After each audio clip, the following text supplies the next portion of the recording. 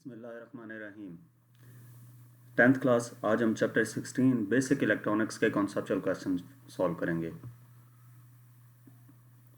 First question है, what are free electrons.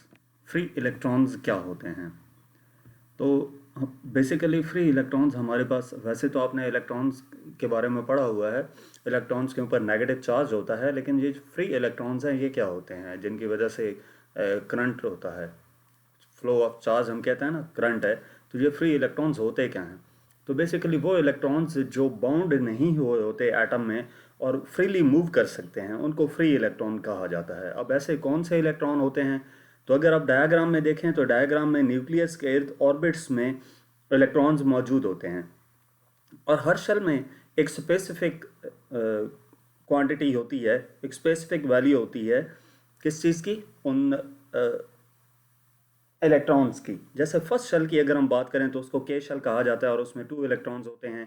दूसरे shell को एल शेल कहते हैं, उसमें 8 इलेक्ट्रॉन्स होते हैं। तीसरे शेल को एम शेल कहते हैं, उसमें 18 इलेक्ट्रॉन्स होते हैं। इसी तरह बाकी भी फर्दर आगे जितने भी ऑर्बिट्स इसके गिर्द होते हैं उनमें इलेक्ट्रॉन्स मौजूद होते हैं, शेल्स होते हैं, उनमें इलेक्ट्रॉन्स मौजूद होते हैं और नंबर ऑफ इलेक्ट्रॉन्स की तादाद हमें मालूम होती है।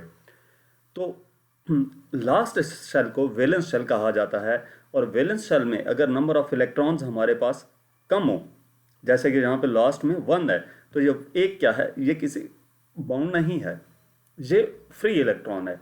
जब भी कोई और एटम जिसके लास्ट शेल को कंप्लीट होने के लिए 1 इलेक्ट्रॉन चाहिए तो ये उसकी तरफ मूव कर जाता है।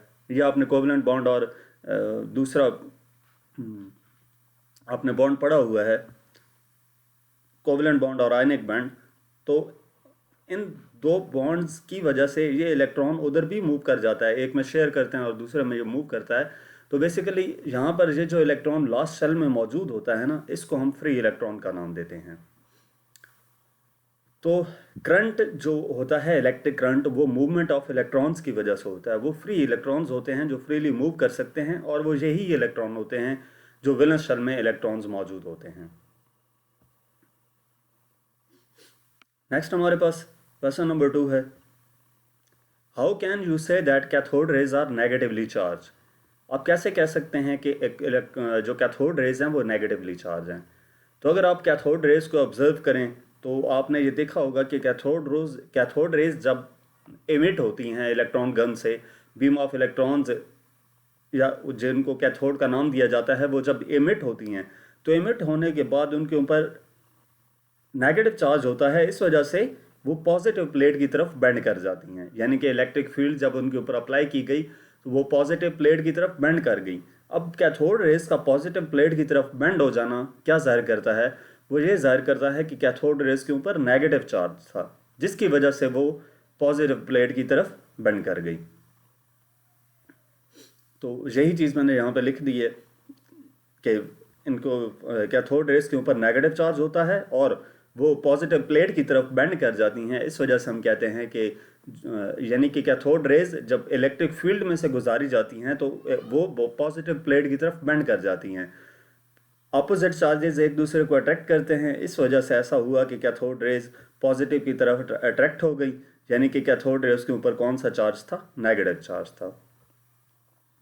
नेक्स्ट क्वेश्चन नंबर 3 है, why image is distorted when a magnet is brought close to old television screens or monitors with cathode ray tube CRT inside।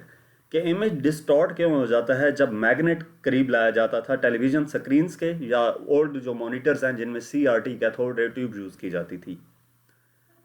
तो बेसिकली कैथोड रे ट्यूब होती क्या है? जिसके अंदर इलेक्ट्रॉन गन लगी होती है, यानी कि इलेक्ट्रॉन्स इमिट होते हैं।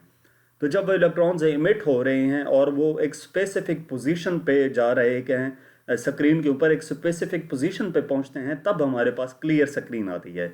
जब हम उस स्क्रीन के सामने एक मैग्नेट लेकर जाते हैं तो जो बीम ऑफ इलेक्ट्रॉन है वो उस मैग्नेट की मैग्नेटिक फील्ड की वजह से डिस्टर्ब होगी, यानी कि डिस्टॉर्ट हो जाएगी। तो जो इमेज है, यानी कि इलेक्ट्रॉन गन से जो इलेक्ट्रॉन्स जिनकी स्पेसिफिक पोजीशन थी वो डिस्टॉर्ट हो गया, पूरी की पूरी स्क्रीन डिस्टॉर्ट हो जाती है। तो आपको ये डायग्राम में नज़र आ रहा है कि जहाँ पे क्लियर स्क्रीन थी और जब इसके करीब मैग्नेट लेकर गया तो ये क्या हुआ? इस पर इफेक्ट पड़ा है। और ये पिक्चर डिस्टॉर्ट हो गई है। नेक्स्ट क्वेश्चन नंबर 4 है, how can you control brightness of wave form on screen of CRO? CRO की जो ब्राइटनेस है उसको कैसे कंट्रोल किया जा सकता है? तो CRO की डायग्राम में अगर आप गौर करें तो उसमें काफ़ी सारी चीज़ें, जैसे जो फिलामेंट होता है, फिलामेंट कैथोड जो होता है, इसकी मदद से ये इलेक्ट्रॉन्स एमिट होते हैं, आगे ग्रिड लगा होता है। ये ग्रिड वो चीज़ है जिसकी मदद से हम जो ब्राइटनेस है स्क्रीन की वो हम कंट्रोल करते हैं। ठीक है, अब कैसे की जाती है? इसको जो अप्लाई किया जाता है नेगेटिव पोटेंशियल, जी आप देख सकते हैं नेगेटिव का साइन है, इसको जो नेगेटिव पोटेंशियल प्रोवाइड किया जाता है वो नेगेटिव पोटेंशियल चेंज करने से, यानी कि कम या ज़्यादा करने से, हम जो number of electrons per unit time है कैथोड रे के, वो हम इसके चेंज कर सकते हैं। तो उस जरिए से, यानी कि ग्रिड का जो नेगेटिव पोटेंशियल है उसको चेंज करने से हमारे पास जो स्क्रीन है उसकी ब्राइटनेस चेंज हो सकती है।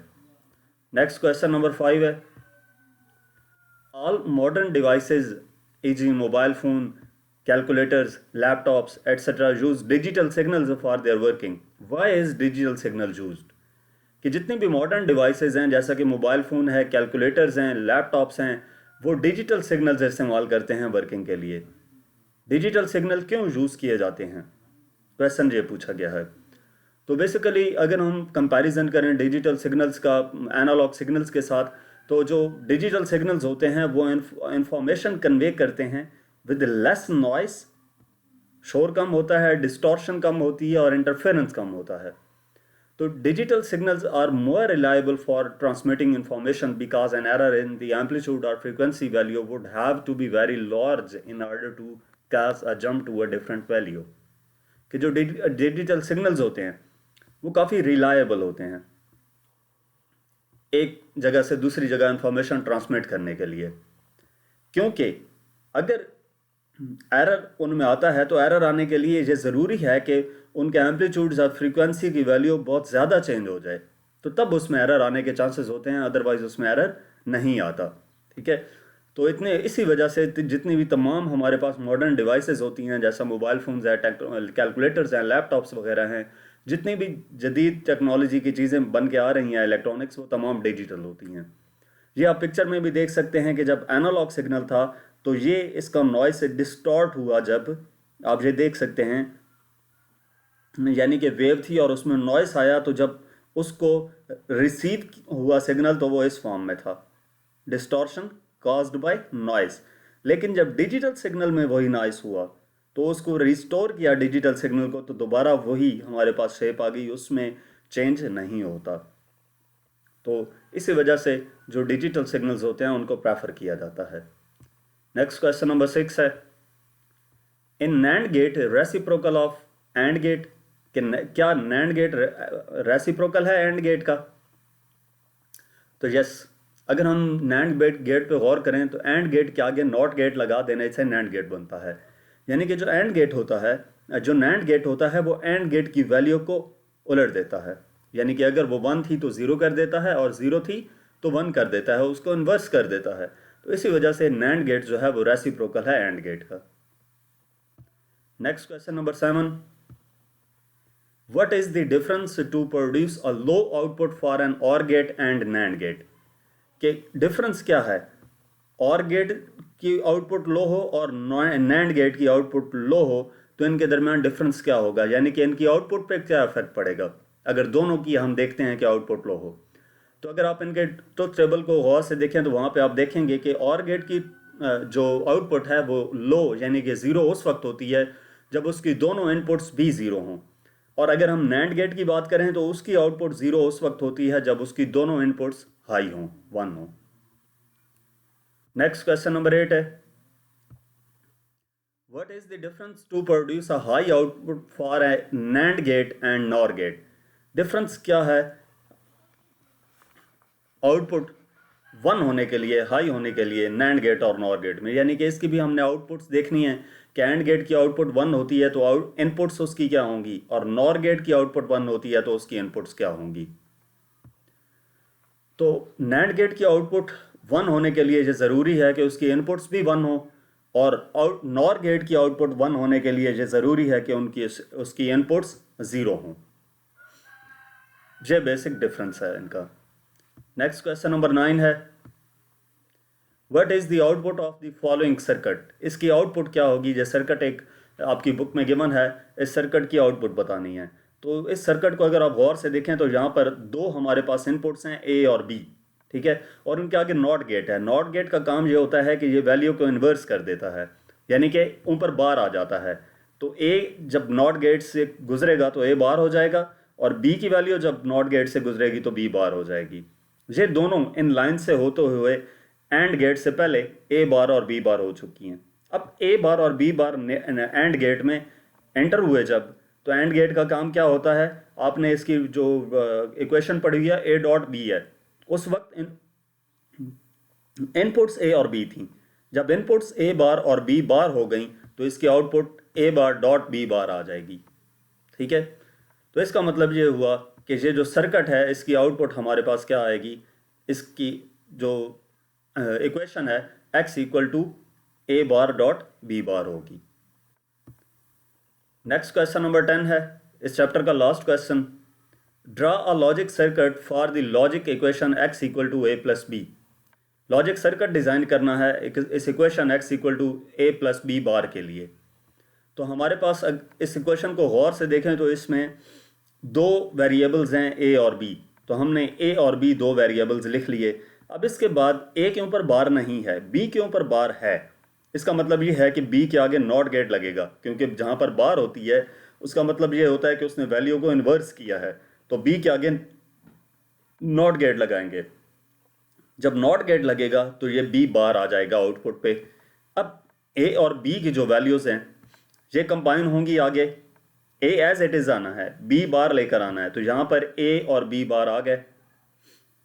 अब ये दोनों वैल्यूज़ क्या हो रही हैं, ऐड हो रही हैं। और ऐड किस में होती हैं, और गेट में। और गेट में A plus X equal to A plus B होता है। तो ये X equal to A plus B bar होगा, यानी कि जब और गेट हम इसके आगे लगाएंगे तो ये आउटपुट हो जाएगी ए प्लस बी बार, ठीक है। और गेट की आपने वैल्यू देखी हुई है, X equal to A plus B होती है जब इनपुट्स ए प्लस ए और बी हों। तो यहाँ पर इनपुट्स ए और बी बार हैं तो इसकी आउटपुट ए प्लस बी बार आ जाएगी। और यही हमारे पास क्या है, इसकी आउटपुट एक्स है। तो यहाँ तक हमारे पास इस चैप्टर के कॉन्सेप्चुअल क्वेश्चंस थे। मज़ीद किसी भी चैप्टर की एक्सरसाइज का सलूशन देखने के लिए आप हमारी वेबसाइट विजिट कर सकते हैं। इसके अलावा आप हमें इंस्टाग्राम, फेसबुक और यूट्यूब पर फॉलो करें। Thank you.